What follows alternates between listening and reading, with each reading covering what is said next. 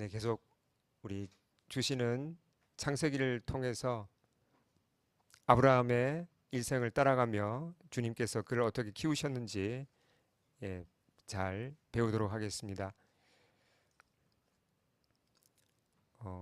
창세기 16장 16절, 16장의 마지막 절이 16절이거든요.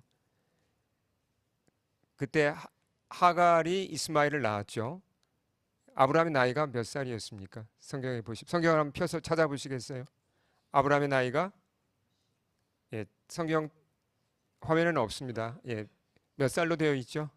항상 이제 종이책으로 된 성경을 가지고 다니시도록 제가 권면드립니다. 아브라함의 나이가 크게 답을 해주세요. 몇 살입니까? 네, 16장 16절에 보시면 성경에 찾으신 분 아무도 안 계세요? 86세죠. 그리고 바로 다음 절이 몇 장 몇 절입니까? 바로 이어지는 절이 17장 1절이죠. 거기 아브라함 나이가 나옵니까? 몇 살로 되어 있죠? 99세로 되어 있습니다. 성경에는 아브라함이 86세부터 99세까지 13년 동안에 대한 기록이 있습니까? 없죠. 13년 동안의 기록이 없습니다.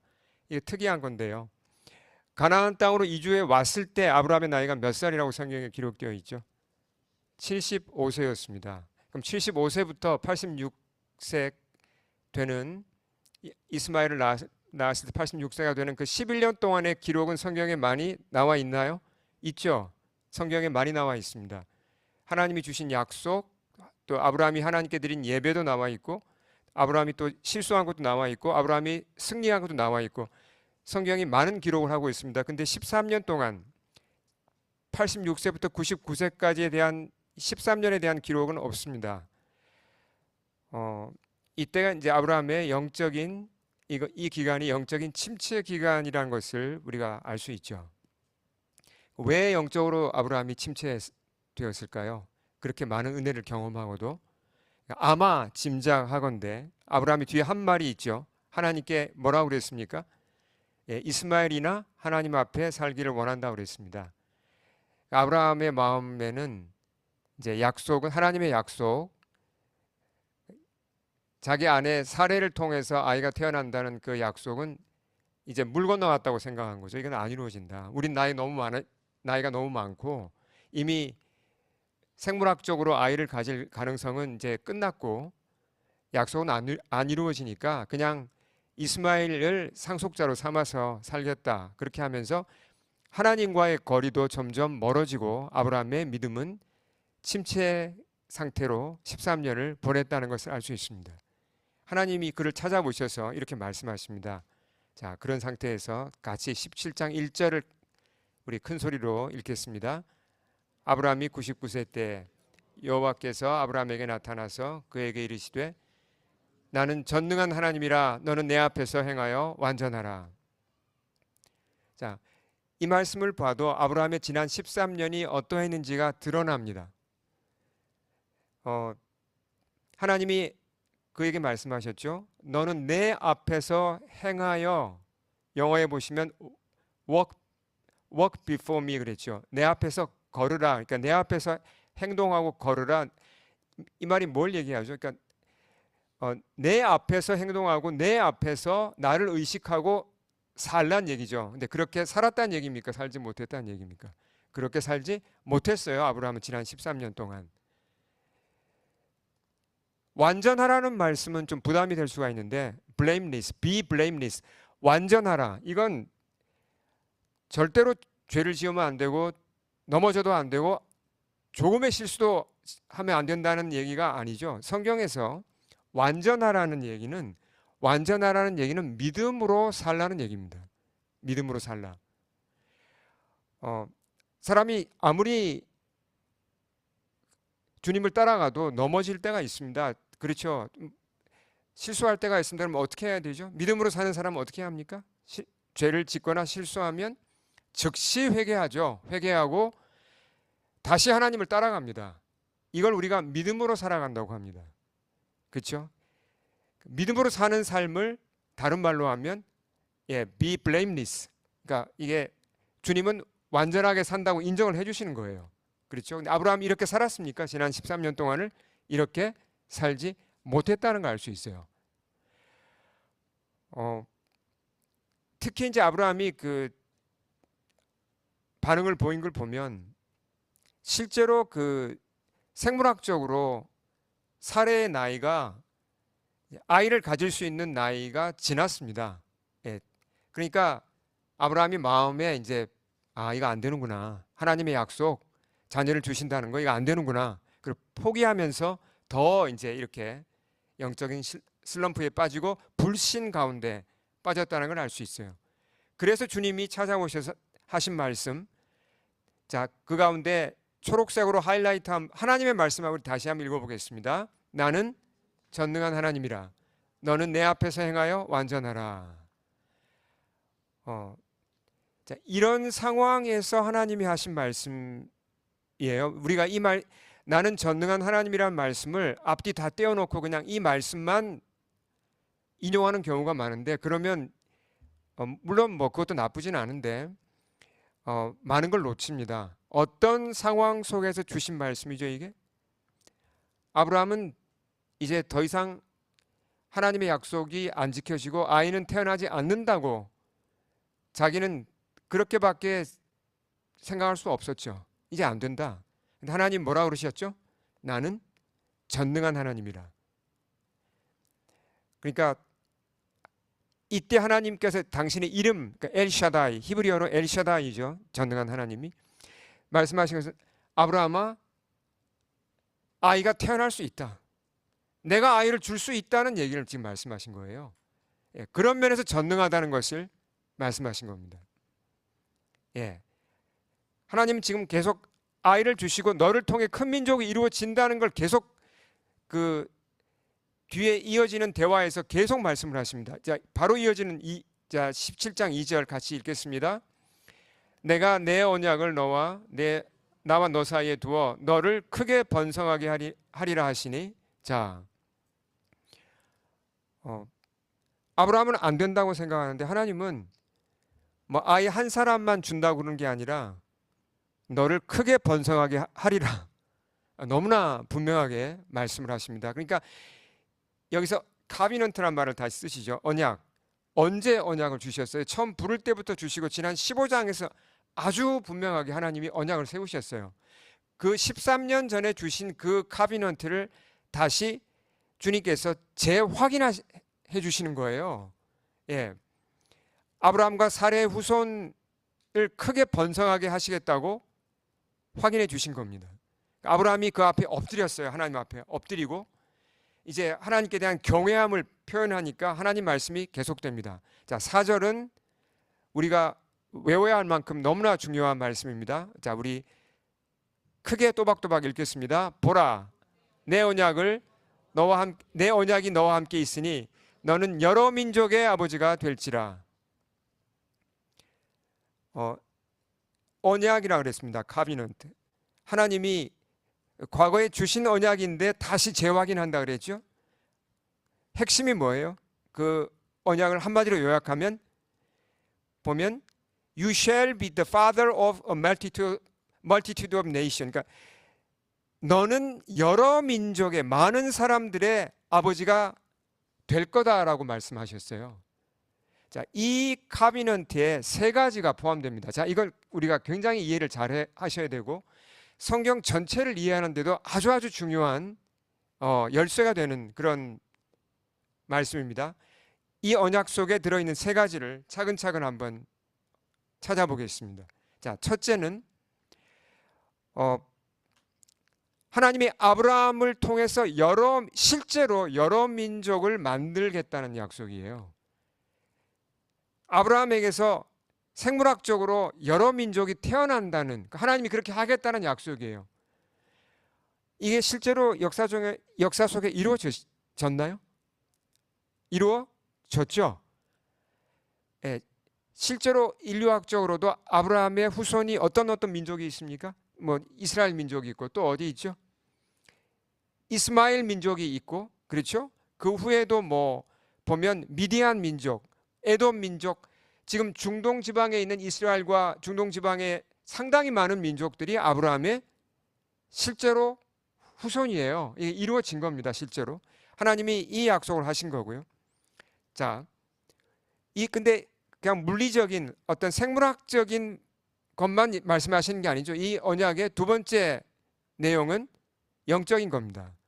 자, 우리 같이 한번 읽어보겠습니다. 화면에 있는 요약을 시작. 둘째, 아브라함을 통해 오실 그리스도를 통해 이방인들을 포함한 많은 민족이 구원을 받게 될 것입니다. 결과적으로 아브라함은 많은 영적 후손을 얻게 될 것입니다. 이해가 되시죠? 그러니까 아브라함의 후손에서 그리스도가 오시고 그리스도를 통해서 수많은 사람들이 구원을 얻으면 그 구원 얻은 사람들을 뭐라고 부르죠? 누구의 후손입니까? 아브라함의 영적 후손이에요. 우리도 포함되나요? 우리도 아브라함의 영적 후손이에요. 그러한 사실이 이제 로마서와 갈라디아서에 보면 바울이 설명을 아주 잘했죠.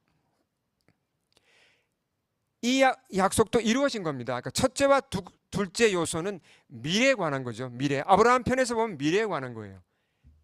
세 번째 요소가 있는데요.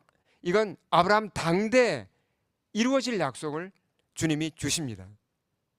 자, 셋째 요소를 같이 한번 읽겠습니다. 셋째, 하나님은 아브라함을 당대에 많은 영적인 자녀를 낳고 양육하는 영적 아버지로 키우실 것입니다. 자, 다시 4절을 잠깐 보겠습니다. 뭐라고 그러셨죠? 하나님이 이렇게 얘기했습니다. 너는 보라, 내 언약이 너와 함께 있으니 너는 여러 민족의 아버지가 될지라. 이 말씀, 이 약속 속에 방금 읽은 이 셋째 요소도 들어있다는 겁니다. 아브라함을 당대의 영적 아버지로 키우겠다는 약속이 들어있는 겁니다.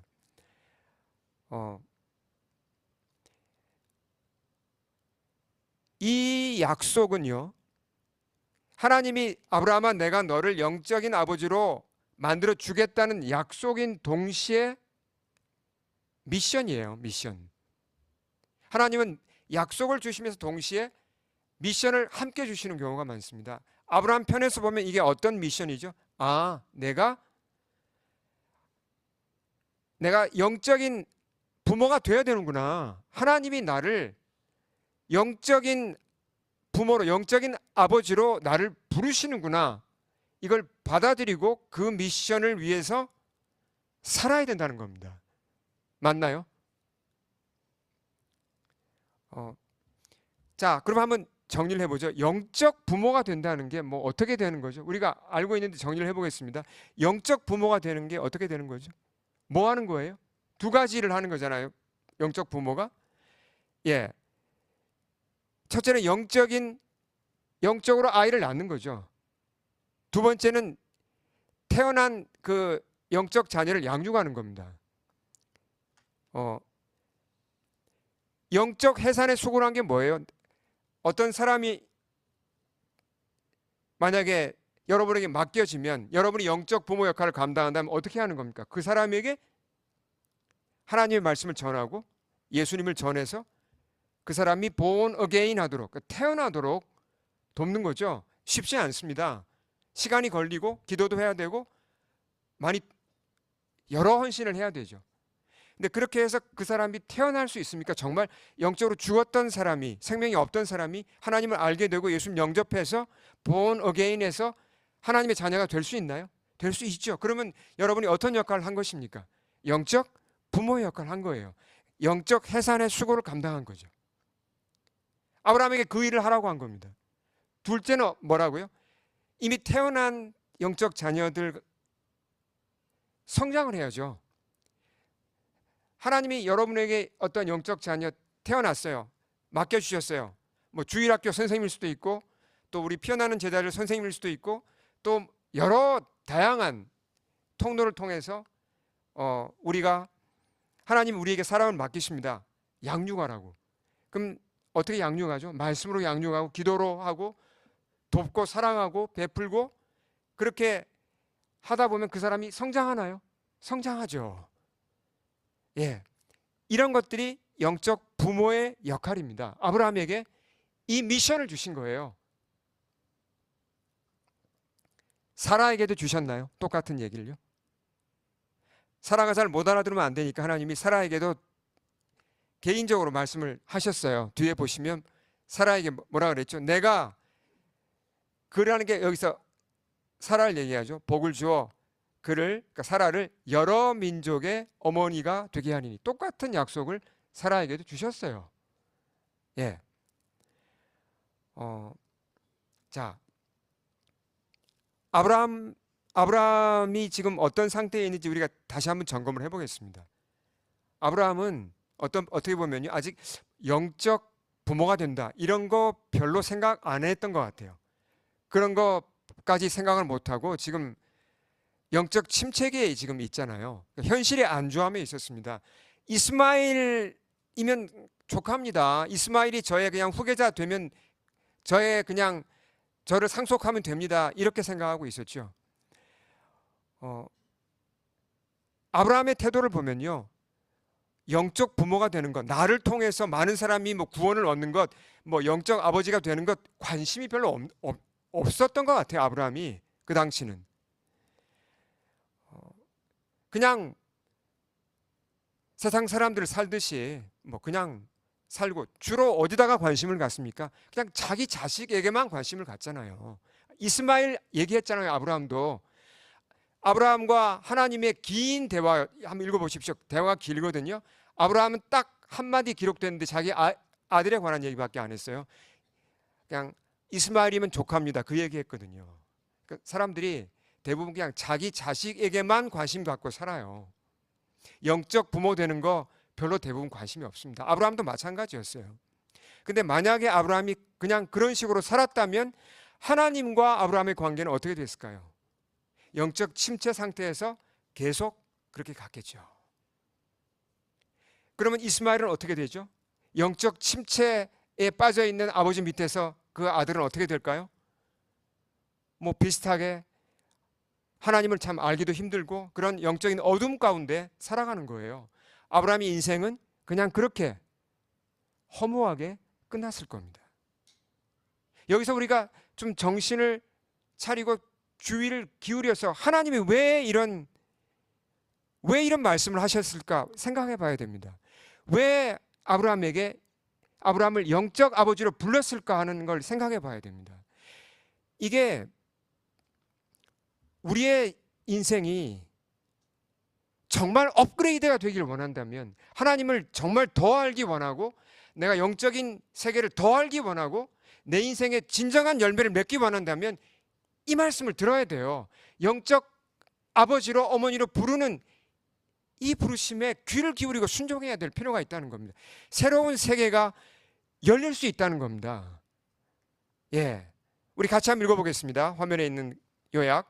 우리가 자신들의 자녀에만 관심을 가지는 삶을 넘어 영적 부모의 사명을 받아들일 때 삶은 더욱 깊어지고 많은 이들이 우리를 통해 구원을 얻게 됩니다.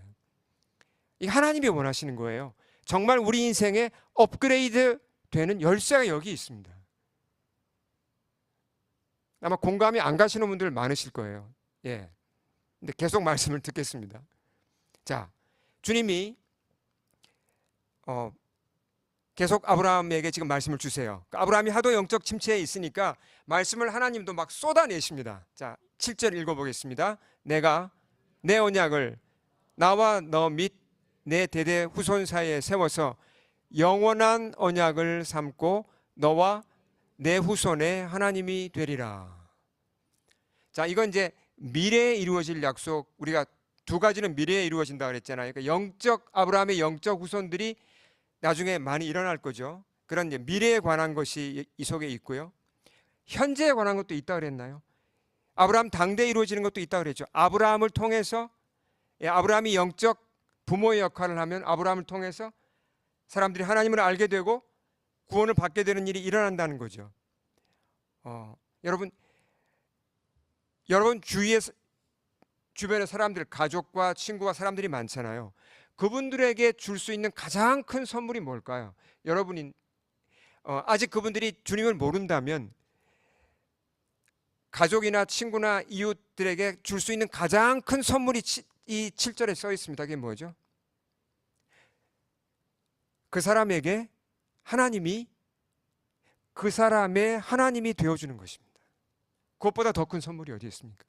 그 사람이 하나님을 알고 인격적으로 알고 하나님이 이렇게 말씀하시는 거예요. 나는 누구누구의 하나님이야 라고 말씀해 주신다면 그것보다 더 큰 선물이 어디 있겠어요? 그런 일을 아브라함이 하게 된다는 것입니다. 그런 일을 영적인 부모가 되면 할 수 있다는 겁니다.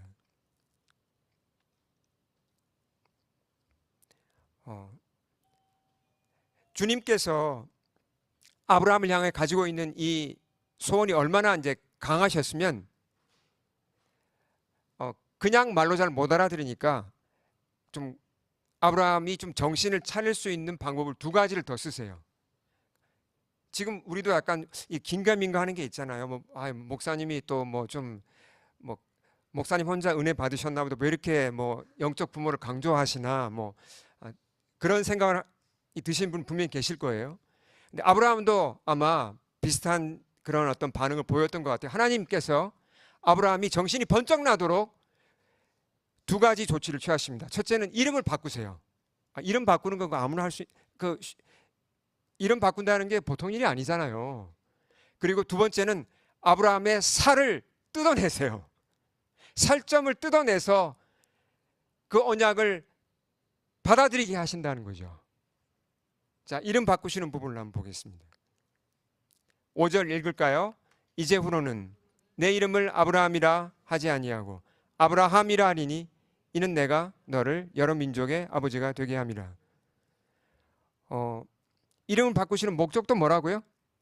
목적이 뭐라고 그랬죠? 아브라함아, 내가 너 이름을 바꿀 건데 네가 앞으로 영적인 아버지가 되는 것 이거 영접해라. 이 미션을 영접해라. 그래서 내가 너의 이름을 이렇게 바꾼다고 말씀하신 거예요. 맞나요? 맞죠? 자, 그러면 이름의 의미를 한번 보겠습니다. 아브람이란 이름은요, 뜻이 100% 명확하진 않아요.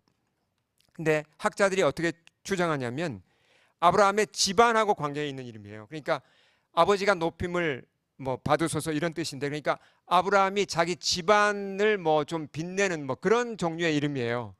근데 아브라함은 뜻이 뭐죠? 아브라함은 영어의 표현이 아주 분명한데요. 영어 표현에 뭐라고 그랬습니까? Father of a multitude. 그러니까 많은 사람들의 아버지예요. 많은 사람들의 아버지. 그러니까 하나님이 주신 여러 민족의 아버지, 이게 아브라함이란 뜻이죠. 그러니까 아브라함이란 말 자체가 뭐죠? 그러니까 여러 사람들의 물리적인 아버지도 되지만 아브라함 당대 뭐라고요? 여러 사람들의 영적인 아버지가 되라는 하나님의 소원이 그 이름에 들어있는 것입니다. 아브라함이 생각해보면 참 부담스러웠을 수도 있어요. 처음에는 이름이 바뀌었으니까 사람들이 자기를 뭐라고 불러요? 사라가 보통 이제 그쪽 문화권도 이름을 부르거든요. 이제 다 아브라함이라고 부를 거 아니에요. 그러면 이제 아브라함이란 이름을 들을 때마다 뭘 자꾸 생각해야 되는 거죠?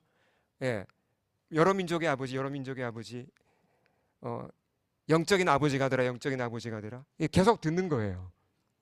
하나님의 방법이 보면 참 놀라워요. 같은 목적으로 사라의 이름도 바꿔주셨어요. 사라로 바꾸시죠. 똑같은 목적이에요. 자, 그러면 이제 하나의 의문을 갖게 되죠. 여기서 과연 아브라함이 하나님의 이 미션을 억셉트 했을까 하는 겁니다. 미래의 일은 아브라함이 사실 잘 모르죠. 미래의 일은. 근데 자기 당대 하나님이 뭘 원하셨죠? 영적인 아버지가 되라고 하셨잖아요. 그 미션을 주셨잖아요. 아브라함이 받아들였을까요, 과연? 아니면 그냥 뭉개고 흐지부지 지나갔을까요? 어떻게 생각하십니까, 여러분? 성경에 어떤 답이 나와 있나요? 답이 나와 있습니다. 자, 세 가지로 정리를 할 수가 있습니다. 첫째는 할례에 관한 거예요. 할례는 이제 아브라함이 하도 언약을 잘 안 받아들이니까 하나님이 살에다가 새기려고 하나의 그 사인으로 할례를 하게 하신 거거든요. 할례의 뜻을 오늘 우리가 자세하게 얘기할 시간은 안 되고요. 근데 할례를 사람이 할례를 받는다는 건 뭘 뜻하죠? 하나님의 그 카비넌트를 받아들이는 겁니다. 하나님께서 아브라함에게 말했죠. 너희 부족 가운데 있는, 너희 가족 가운데 있는 그 대가족이죠. 가족과 있는 뭐 혈통이든 아니면 그 종들이든 간에 남자들은 다 할례를 받게 해라. 근데 아브라함 편에서 볼 때 이게 쉽겠습니까? 남자가 몇 명이라 그랬죠? 기억나세요? 아브라함 집안에 그 이때부터 거의 한 10몇 년 전에 남자가 몇 명이었죠? 318명이었어요. 숫자가 더 늘어났을 겁니다. 남자 숫자는. 그 중에는 종도 있고 뭐 또 종이 아니라 그냥 친척도 있겠죠. 근데 그 사람들 할례 다 시키는 거 쉽겠습니까? 그냥 할례 받으세요 이렇게 할 수 없잖아요. 뭘 해야 되죠? 할례의 의미가 뭐고, 하나님이 왜 할례를 주시는지, 하나님의 카비넌트가 뭐고, 할례를 받으면 이제 하나님의 카비넌트를 받아들이는 거다, 하나님을 믿고 따르는 거다, 이거 다 설명해야 될 거 아니에요. 그 이방인 종들은 그런 거 전혀 모르는 사람도 있을 텐데, 그러면 하나님을 전하고, 그렇죠? 하나님의 카비넌트를 전하고 그렇게 가르친 후에 뭐 짧은 시간이라도 그렇게 가르치고 설득을 하고 할례를 받게 해야 되잖아요. 이게 귀찮다고 생각하면 어떻게 할 수 있죠? 아브라함, 귀찮아. 내가 이 몇백 명을 다 어떻게 할례를 받게 해? 귀찮아. 나하고 이스마엘 그리고 가족 몇 명만 끝. 그렇게 하기가 쉽잖아요. 근데 아브라함이 어떻게 했죠? 순종했습니다. 모든 자기 부족 안에 있는 모든 남자를 다 그날 할례를 자기도 받고 다 받게 했어요. 어떤 역할을 감당한 거죠? 영적 아버지 역할을 감당하기 시작한 겁니다. 자, 또 하나 보면요, 아브라함이 하나님의 이 미션을 받아들였다는 것이, 자, 이건 할례에 관한 말씀은 그냥 넘어가겠습니다. 18장 19절 우리 한번 읽어보겠습니다. 바로 이어지는 18장이죠. 자, 크게 읽겠습니다. 내가 그로 그 자식과 권속에게 명하여 여호와의 도를 지켜 의와 공도를 행하게 하려고 그를 택하였나니. 자, 이건 하나님의 말씀이에요. 하나님이 하신 말씀입니다. 하나님께서, 그가 누구죠? 아브라함이에요. 하나님이 아브라함으로 하여금 그 자식과 권속들, 권속에는 누가 포함되죠? 이건 혈통뿐만 아니라 종들까지 다 포함됩니다. 하우스홀드, 집안에 있는 모든 사람들을 명하여 무엇을 지키고 행하게 했다 그랬죠? 여호와의 도를 지켜 의와 공도를 행하게 하려고 그를 택하였다.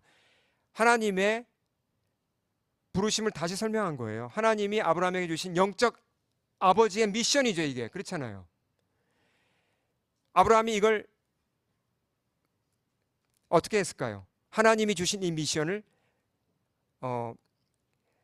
그가 정말 거의 온전히 준수했다는 것이 아브라함이 죽고 난 후에 하나님이 말씀을 해주세요. 그러니까 아브라함은 평생 어떻게 살았는가? 영적 아버지로서 자기 자식 이스마엘뿐만 아니라 자기 친척 혈통들, 피부치들 포함해서 이방인 종들까지 그가 하나님 여호와의 도를 가르치고 하나님을 따르도록 해산의 수고를 감당하고 그들을 양육하는 일을 했다는 것입니다. 그래서 결정적인 증거가 한 사람 있습니다. 여러분, 자, 여기서 생각나는 사람 있습니까? 세월이 흐르죠? 아브라함은 이제 거의 나이가 많이 들고 이삭이 성장해서 결혼할 때가 되었습니다. 이삭이 거의 나이가 40쯤 되어서 이삭이 이제 결혼을 해야 되는데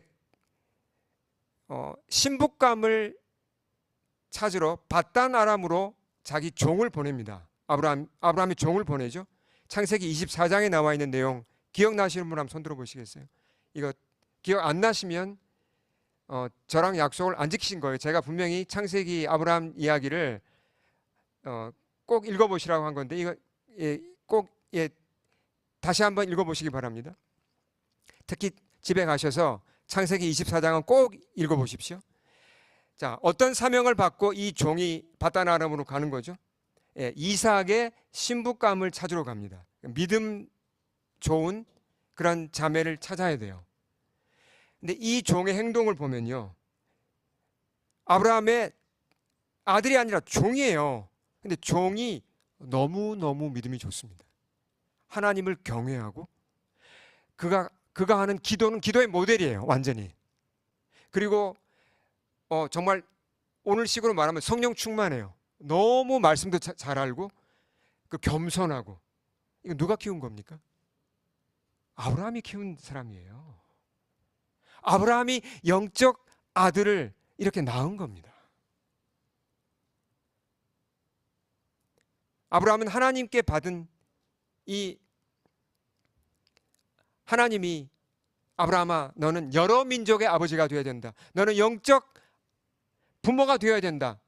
이 미션을 받아들이고 순종하며 살았다는 걸 알 수 있어요. 예. 자, 다시 한번 우리 4절을 크게 읽겠습니다. 보라, 내 언약이 너와 함께 있으니 너는 여러 민족의 아버지가 될지라. 이건 약속이면서 뭐라 그랬죠? 미션이라고 그랬습니다. 자, 그러면 이 말씀이 제가 아까 성경 전체를 이해하는데 아주 중요하다고 그랬죠. 신약 성경에 예수님이 하신 말씀 중에 어떤 말씀과 연결이 될까요? 무엇과 연결이 될까요? 예수님이 승천하시기 직전에 제자들에게 하신 말씀, 그 유명한 마태복음 28장입니다. 같이 읽겠습니다. 그러므로 너희는 가서 모든 민족을 제자로 삼아 아버지와 아들과 성령의 이름으로 세례를 베풀고 내가 너희에게 분부한 모든 것을 가르쳐 지키게 하라. 우리 암송하시는 말씀이고 우리 제자교회의 표가 되는 구절입니다. 정확하게 이 말씀하고 연결되는 내용입니다. 그러니까 결국 이 창세기 17장 4절 말씀은 아브라함에게 주신 미션일 뿐만 아니라 아브라함의 후손인 모든 크리스찬, 우리를 포함한 모든 크리스찬에게 주시는 하나님의 미션이고 약속이에요. 우리에게도 뭐라고 요구하시는 겁니까? 하나님께서 너희는 영적 부모가 되라고 하시는 겁니다. 예수님 말씀 동일하잖아요. 우리가 너희는 가서 그럴 때 너희의 우리가 포함되어 있나요? 아니면 우리는 아닌가요? 특별한 사람인가요? 아니죠. 이건 모든 크리스찬입니다. 모든 크리스찬은 가야 하고 그리고 가까이도 가야 되지만 멀리도 가야 하고 사람들을 제자로 삼아서 말씀을 가르쳐서 하나님을 알게 하고 태어나게 해야 되고 낳아야죠. 그리고 양육해야 돼요. 자, 이것이 미션인데 이 미션을 받아들일 때 우리 삶이 어떻게 된다 그랬죠? 부담이 느는 게 아니라 새로운 문이 열려요. 업그레이드가 되는 것입니다. 근데 아직 좀 부담이 되실 거예요.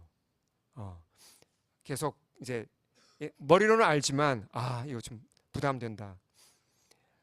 근데 생각을 해보시기 바랍니다. 우리가 이 자리에 있기까지, 우리가 born again 하기까지 우리에게 영적인 부모님들이 계셨습니다. 여러분 혼자 born again 하셨나요? 정말? 그런 분들 드물게 계시지만 별로 없어요. 누군가가 도와주셨어요. 여러분의 영적인 부모님들, 나에게 영적 부모님이 있었다. 한번 손 들어 보시겠어요? 예. 기억이 안 나면 이거 심각한 문제입니다. 예. 영적 부모, 보통 이제 영적 부모는 여러 명이죠. 그렇죠? 근데 영적 부모님이 무조건 목사님, 사모님만은 아닙니다. 그냥 성도님들 중에, 일반 성도님들 중에서도 그런 역할을 하시는 분이 훨씬 더 많아요. 사실은. 예. 우리가 태어나도록 본어게인 하도록 도와주신 영적 부모님이 계셨다는 사실, 그리고 영적으로 성장하는데 나를 도와주는 영적 부모도 분명히 계세요. 그럼 우리에게는 부모님만 계시고 우린 부모 노릇 안 할 겁니까? 생각을 우리가 해봐야 됩니다. 물론 쉽지 않아요. 영적 부모의 역할을 조금이라도 감당해 본 분들은 이제 이렇게 말씀하시죠. 좋은 거 아는데요. 영적으로 사람을 이렇게 내가 도운 사람이 거듭나면 얼마나 기쁩니까? 그거 알죠? 목사님, 제가 그거 잘 압니다. 제가 도와준 사람이 영적으로 성장하면 큰 기쁨과 이게 보람이라는 거 압니다. 근데 어려워요. 어렵습니다. 해보면 너무 수고를 많이 해야 돼요. 힘들어요. 그런 고백이 나오죠. 그리고 또 어떤 고백이 나옵니까? 안 변합니다. 아무리 도와도 안 변합니다. 아무리 도와도 안 살아납니다. 뭐 이거 1, 2년 해가지고 안 되잖아요. 어떤 경우는 10년 동안 뭐 도왔는데 뭐 이거 살아날 기미를 안 보입니다. 뭐 그런 분도 계시고, 어떤 분은 안 자랍니다. 똑같아요. 안 변합니다. 그러니까 힘들고 답답하고, 또 뭐라고 고백이 되죠? 저는 너무 연약합니다. 너무 저는 속이 좁아요. 전 해보니까 사람을 돕고 영적 부모할 능력이 제게는 없다는 걸 알게 돼요. 그런 고백이 자꾸 나오잖아요. 아브라함도 그런 고백 안 했겠습니까? 하나님 어려워요. 하나님 사람 안 변합니다. 그런 고백 분명히 했을 거예요. 그랬기 때문에 하나님이 처음부터 뭐라고 말씀하신 거예요? 자, 우리 하이라이트 다시 읽겠습니다. 나는 전능한 하나님이라. 너는 내 앞에서 행하여 완전하라. 우리가 이 말씀을 따로 떼어놓고 해석하면 좀 곤란하다고 그랬습니다. 물론 하나님 전능하신 분이시고 우리를 어떤 상황에서도 우리를 도와주실 수 있고 우리에게 필요한 걸 공급하시고 우리를 치유하시고 하나님 전능하신 분 맞습니다. 근데 이 문맥에서 특별히 하나님이 전능하다고 하신 이유는 뭐죠? 어떤 면에서 전능하다는 겁니까? 아브라함아, 생물학적으로 살아는 가능성이 없지? 나는 전능한 자야. 죽은 것 같은 사라의 몸에서도 아들을 낳게 할 수 있어. 이 얘기예요. 이때 하나님이 전능하다고 말씀하신 것은 전능하시기 때문에 죽은 자를 살린다는 얘기고, 전능하시기 때문에 회개하지 않는 그 죄인을 회개시킬 수 있는 것이고, 전혀 가능성이 없어 보이는 사람도 본어게인 시킬 수 있고, 정말 잘하지 않고 멈춰 있는 사람도 하나님은 그 사람을 변화시킬 수 있다는 겁니다. 살리고 키우는데 하나님은 전능하다는 말씀을 하신 거예요. 저는 이 말씀에서 정말 큰 은혜를 받았어요. 네, 제 얘기를 잠깐만 끝으로 드리고 정리를 하겠습니다. 제가 이제 저를 돌아보니까 대학 1학년 때 예수님 만난 후에 뭐 제가 여러 번 나누었는데, 그 중에 이제 제가 하나 조금 더 나누고 싶은 것은 대학 2학년인지 3학년인지 창세기 성경 공부를 하게 됐습니다. 그때 이제 이 말씀이 제게 부딪혀 왔어요. 그리고 처음으로 저는 그 얘기를 들었습니다. 영적 부모가 되라는 미션이 저에게도 주어졌다는 걸 생각을 하게 됐어요. 그리고 어린 나이였지만 대학 3학년쯤 2, 3학년이니까 어린 나이잖아요.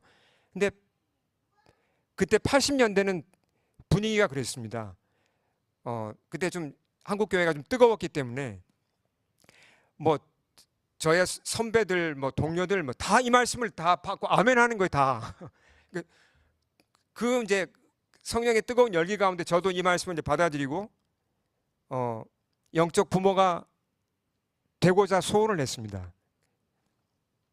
그러면서 이제 당연히 이제 학교를 다니면서 학생으로 지내면서 전도하고 양육을 하기 시작했어요.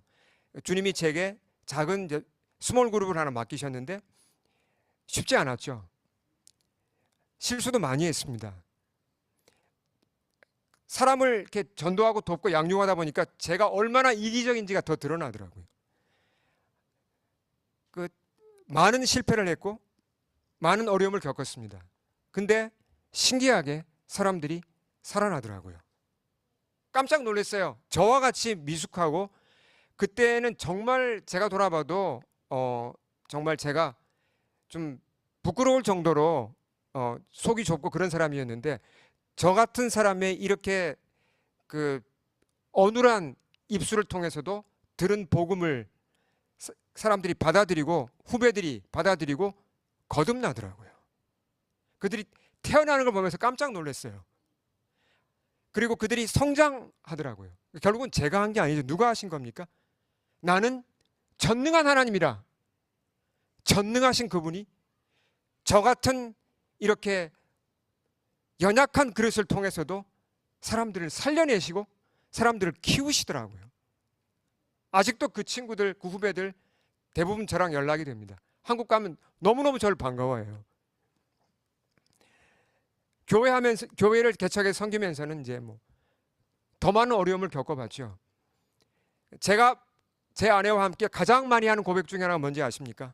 하나님, 저희 능력이 너무 없습니다. 저희는 너무 속이 좁고 저희는 너무 무력합니다. 하나님, 저희가 어떻게 이 사람들을 돕고 어떻게 감당하고 어떻게 이해하고 이분들을 어떻게 저희가 섬깁니까? 저희는 못합니다요. 못합니다. 하나님, 저 정말 저희는 못하겠습니다. 너무너무 답답하고 안타깝고 그럴 때가 참 많아요. 그러니까 도와드리고 싶은데 안 될 때가 참 많아요.